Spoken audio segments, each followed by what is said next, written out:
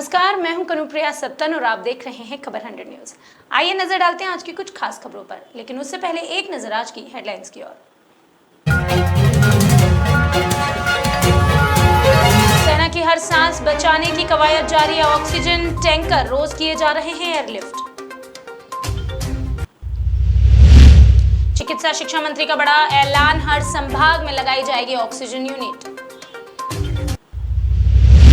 Corona संक्रमण के बीच बदला जन सेवा का अंदाज, रमजान पर खाने की जगह बांट रहे हैं ऑक्सीजन सिलेंडर। और बढ़ती गर्मी में महाकाल को पहुंचाई ठंडक, शिवलिंग पर बांधे 11 मिट्टी के कलश।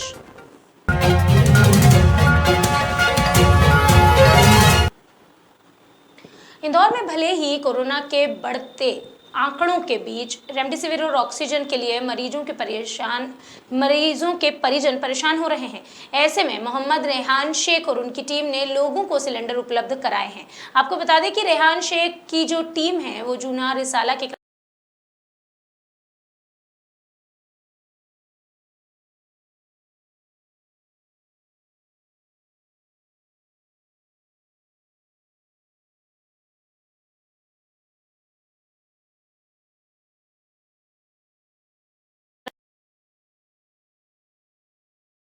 दे रहे हैं।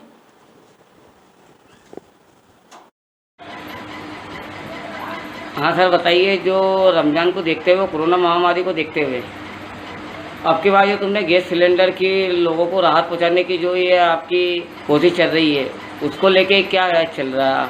जो ऑक्सीजन अभी भरने आपने पहुंचाए हैं, लोगों की मदद करते फिर रहे हैं। इंदौर शहर नहीं, मध्य प्रदेश, ये हिंदुस्तान के अंदर जो ये कोरोना महामारी की जो बीमारी आई है, इसके अंदर हर आदमी, हर व्यक्ति अभी बहुत परेशान है। इसके लिए, गैस के लिए दर दर भटक रहे थे, तो कुछ सिलेंडरों की मैंने व्यवस्था की है। जिन लोगों को ज़रूरत लग रही है मैं उन तक मुहैया करा रहा हूँ, घर को सेवा तक करा रहा हूँ। और इसका निःशुल्क चार्ज है। ये फी सबीलिल्लाह सब मेरे दोस्त और भाइयों की तरफ से, सबकी तरफ से ये काम जारी है।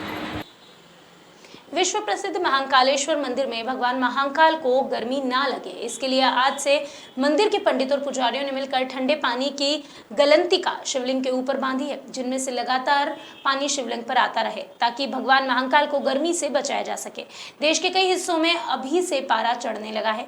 उज्जैन की अगर हम बात करें तो बीते दिन में ही अधिकतम तापमान 41.5 पहुंच गया था। भगवान महाकालेश्वर को बैसाख और ज्येष्ठ मास की तपती गर्मी में ठंडक पहुंचाने के लिए पुजारी पुरोहित हर वर्ष गलंतिका यानी कि मटकी के 11 कलश बांधते हैं। इन मटकियों से सुबह भस्म आरती से लेकर संध्या पूजन के पूर्व तक भगवान महाकाल पर सतत जलधारा प्रवाहित की जाती है। यह क्रम करीब 2 महीने तक जारी रहता है। वैशाख मास और ज्येष्ठ मास जो गर्मी का मौसम होता है, गर्मी का माह माना जाता है, इस कारण से भगवान शिव के ऊपर जलधारा अद्वितीय होती है। और वैशाख महीने और ज्येष्ठ माह में भगवान महाकालेश्वर के ऊपर सतत जलधारा, जो गलती से जो गलतियाँ होती है, मिट्टी की जो मटकियाँ होती है, 11 मटकी भगवान के ऊपर रखी जाती है और उसमें जल प्रतिदिन उसमें डाला जाता है। और वो जल भगवान शिव के ऊपर गिरने से भगवान शिव को इससे शांति मिलती है, संतोष मिलता है जलधारा से। क्योंकि ऐसा माना गया है कि शिव ने जब समुद्र मंथन के समय जो जहर निकला था, जो विष निकला था, वो पिया था, उसकी उष्णता भगवान शिव में बनी। लगातार बढ़ते कोरोना प्रकोप के बीच अब तक देश के कई राज्य व्यवस्थाएं बनाने में जुटे हुए हैं। बात अगर मध्य प्रदेश की करें तो यहाँ जनता कर्फ्यू है। बावजूद इसके कोरोना के आंकड़े लगातार बढ़ रहे हैं। ऐसे में शासन प्रशासन इसको काबू करने में जुटा हुआ है। प्रदेश की राजधानी भोपाल में चिकित्सा शिक्षा मंत्री विश्वास सारंग ने हमीदिया अस्पताल का निरीक्षण किया। गौरतलब है यह भोपाल का सबसे बड़ा कोविड सेंटर है, जहाँ 680 बेड हैं।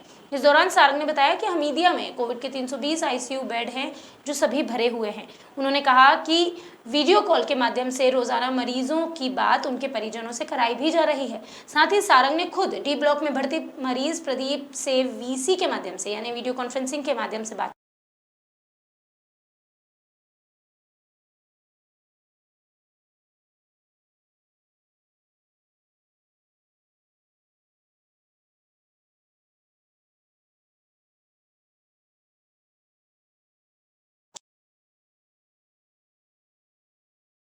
मामले में खुलासा हो चुका है, जांच जारी है और इंजेक्शन मिले भी हैं। देखिए, हमारी पूरी व्यवस्था है, जैसे जैसे हमें इसकी ज़रूरत पड़ेगी हम पूरी तरह से इसको सुनिश्चित करेंगे। हमारी सरकार ने ये भी निर्णय लिया है कि संभाग स्तर पर कम से कम एक हम ऑक्सीजन के निर्माण की यूनिट लगाएंगे और उसके साथ साथ छोटी छोटी यूनिट भी मध्य प्रदेश में लग रही हैं। अदरवाइज़ हर शहर में हमारे पास बिस्तर उपलब्ध हैं। चुनौती है ऑक्सीजन की, चुनौती है संक्रमण की, चुनौती है बाकी इस संक्रमण के फैलने की। उस चुनौती का सामना करते हुए हम हर परिस्थिति लगातार ऑक्सीजन संकट से जूझ रहे मध्य प्रदेश को अब राहत मिलती नजर आने लगी है। राज्य शासन और वायुसेना के समन्वय से लगातार 6 दिन से ऑक्सीजन की आपूर्ति के लिए ऑक्सीजन टैंकर वायु मार्ग से भेजे जा रहे हैं। भारतीय वायुसेना के C-17 एयरक्राफ्ट ने इंदौर एयरपोर्ट से 3 ऑक्सीजन के खाली टैंकर एयरलिफ्ट किए। इन तीनों टैंकर्स को बुधवार को भिलाई के लिए एयरलिफ्ट किया गया। उल्लेखनीय है कि राज्य शासन और केंद्र सरकार के साथ समन्वय स्थापित कर प्राणवायु लाने के लिए पिछले 6 दिन से इंदौर एयरपोर्ट पर भारतीय वायुसेना के विमान आ रहे हैं। पहली बार 23 अप्रैल को 30 मैट्रिक टन क्षमता का खाली ऑक्सीजन टैंकर लेकर जामनगर के लिए रवाना हुआ। 24 अप्रैल को C-17 एयरक्राफ्ट इंदौर एयरपोर्ट से खाली ऑक्सीजन टैंकर लेकर गुजरात के जामनगर के लिए रवाना हुआ। 25 अप्रैल को दोपहर 2:40 से शाम 6 बजे वायुसेना का एयरक्राफ्ट इंदौर एयरपोर्ट से खाली बड़े ऑक्सीजन लेकर जामनगर के लिए रवाना हुआ, जिसके बाद वायुसेना के विमान ने रात 8:30 बजे फिर से 2 और खाली छोटे ऑक्सीजन टैंकर जामनगर भेजे। इसी तरह 26 अप्रैल को 20 मैट्रिक टन क्षमता का एक खाली ऑक्सीजन टैंकर जामनगर के लिए एयरलिफ्ट किया गया। 27 अप्रैल को विमान C-17 ने 2 ऑक्सीजन टैंकर को लेकर शाम 6:30 बजे इंदौर से जामनगर के लिए उड़ान भरी। आपको बता दें कि वायु मार्ग से टैंकर भेजकर राज्य शासन द्वारा कोविड संक्रमित मरीजों के उपचार हेतु आवश्यक संसाधनों की आपूर्ति जल्द से जल्द कराने के प्रयास किए जा रहे हैं। इन दिनों मध्य प्रदेश के मुख्यमंत्री शिवराज सिंह चौहान प्रदेश में कोविड संक्रमण से जूझ रहे मरीजों के उपचार के लिए संसाधनों की निरंतरता सुनिश्चित करने के लिए युद्ध स्तर पर प्रयास करने लगे हैं।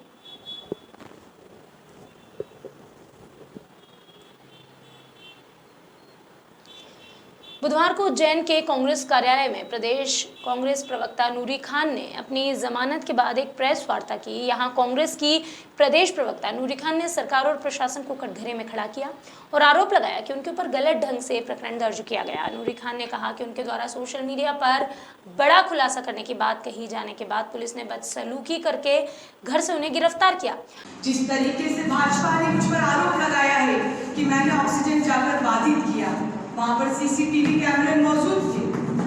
मैं मांग करना चाहती हूँ कि वो सीसीटीवी कैमरे दिखाए जाए और उसमें ये तस्वीर दिखाई जाए कि मैंने आधा घंटा किस तरीके से ऑक्सीजन को रोका।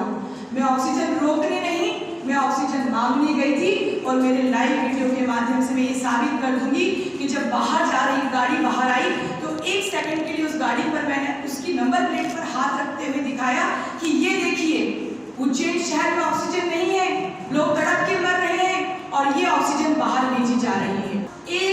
एक टैंकर भर के ऑक्सीजन नहीं बल्कि 10 टैंकर ऑक्सीजन मैं अपने पैसों से सरकार को उपलब्ध करवाऊंगी। ये बात मैं आपके सामने आज कहती हूँ। और वो 12 टन ऑक्सीजन भोपाल भेज चुके हैं क्योंकि निगम आयुक्त यहाँ के कलेक्टर की जवाबदारी है कि पूरे संभाग में भी ऑक्सीजन उपलब्ध करवाई जाए। खबरों में अभी इतना ही, लेकिन खबरों का सिलसिला लगातार रहेगा जारी। आप जुड़े रहिए हमारे साथ। हम आपसे सिर्फ इतना ही कहना चाहते हैं कि WHO के नए रिसर्च के अकॉर्डिंग भारत इस समय जिस कोविड से जूझ रहा है उसे हम खुद ही खत्म कर सकते हैं। वो कैसे? थोड़ी सी हिम्मत बनाकर रख सकते हैं। WHO ने कहा है कि 80% भारतीय डर के मारे ही अपनी जिंदगियां गंवा रहे हैं। हम चाहते हैं कि आप घर पर बने रहें, सुरक्षित रहें, मास्क का उपयोग करें, सैनिटाइजर का उपयोग करें, 2 गज की दूरी बनाए रखें और साथ ही साथ ख्याल रखें इस बात का कि कोरोना से डरकर नहीं, उससे लड़कर ही ये जंग जीती जा सकती है। जुड़े रहिए खबर 100 न्यूज़ के साथ, जनता की बुलंद आवाज़।